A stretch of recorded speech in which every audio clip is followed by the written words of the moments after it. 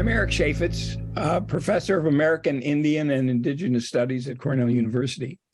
Cornell University rests on the traditional lands of the Guyakona people. There are two forms of colonization that are important to understand.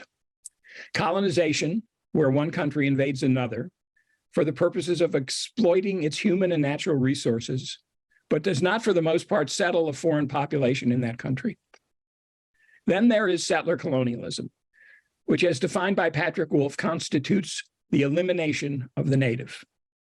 That is the takeover of land by the settler population and the attempt to remove the original inhabitants of that land, the indigenous peoples, from the land in the U.S. context, for example, by means ranging from genocide to forced assimilation.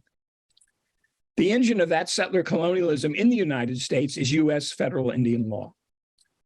In terms of the native nations in the lower 48 states, to decolonize those nations would mean the end of federal Indian law and the recognition of these nations as fully sovereign.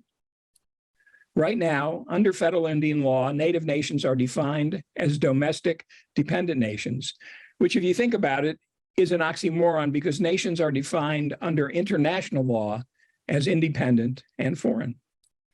So it is U.S. federal Indian law that subordinates the sovereignty of native nations, though they have certain limited rights to internal governance, to the sovereignty of the United States.